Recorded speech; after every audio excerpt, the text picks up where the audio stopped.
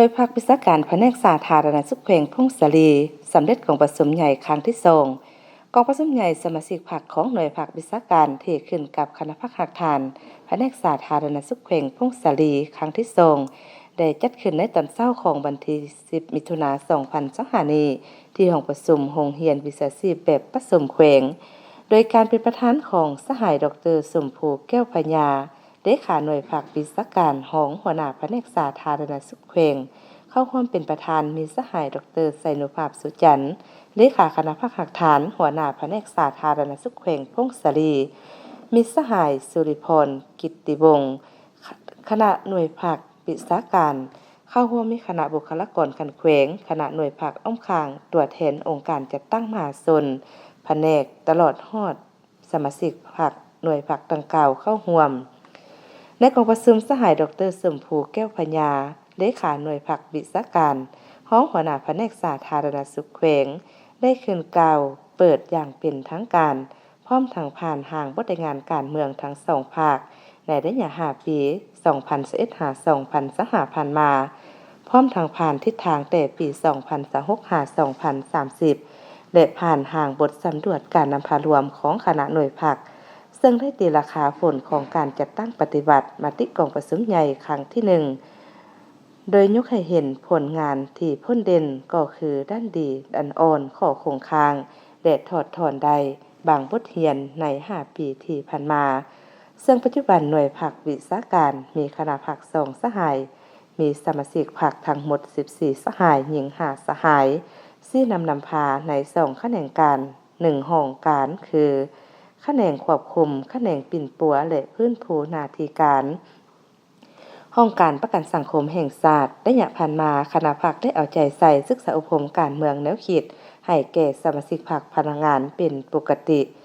โดยจัดตั้งหำเฮียนเสื่อมซึมเอกสารสำคัญต่างๆของภาครัฐรวมมี40ครั้งเฮ็ดให้สมาชิกพรรคพนักงานมีแนวคิดอุ่นเอียนทุนเทียงมีความเชื่อมั่นต่อการนำพาของพรรคจัดตั้งปฏิบัติแนวทางป้องกันความสงบทั่วปวงชนของพรรคโดยจัดตั้งการเป็นยามสำนักงานได้12ครั้งที่นำพาการจัดตั้งปฏิบัติวิชาเฉพาะ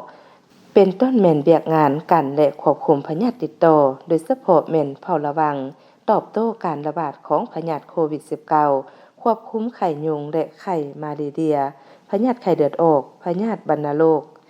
เชื้อ HIV และพยาธิติดต่อทางเพศสัมพันธ์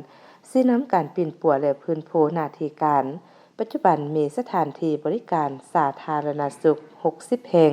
ในนี้โรงหมอแขวง1แห่งโรงหมอทหาร1แห่งโรงหมอชุมชน6แห่งและสุขศาลา52แห่งห้องกวดพยาธิเอกชน28แห่งอัตราปกคุ้มการบริการกวม 88.36 ส่วนร้อยของจำนวนบ้านในทั่วแขวง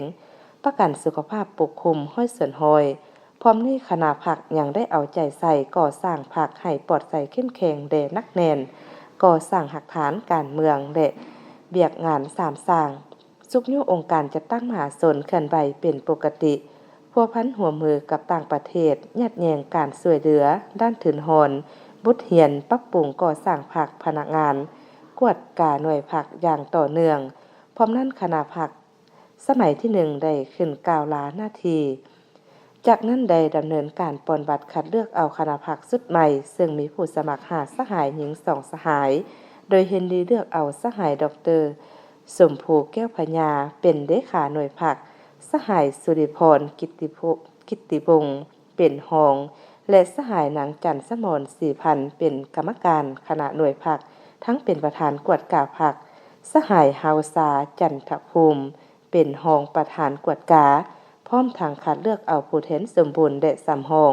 เกี่ยมไปเข้าร่วมกองประชุมใหญ่องค์คณะพรรคแขวงโอกาสนี้สหายดร.ไสนุภาพสุจันทร์เลขาคณะพรรคหักฐานหัวหน้าแผนกสาธารณสุขแขวงได้แสดงความย่องโยสมเสยต่อผลงานของหน่วยพรรคญาติมาได้ในระยะที่ผ่านมาพร้อมทางเน้นหนักให้เพิ่มทวีความสามัคคีให้นักแน่นพันขยายมติกองประชุมใหญ่ของตนจัดตั้งปฏิบัติให้ได้รับผลดีสุกยู่เบียกงานและจัดตั้งปฏิบัติขอบเขตความรับผิดชอบ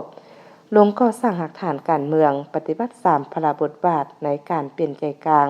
ร้างความสามัคคี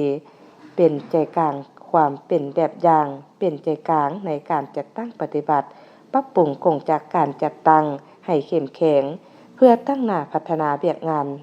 ในแขนงสาธารณสุขให้มีคุณภาพทั่วถึงและขยายตัวทันสมัยเทื่อละก้าว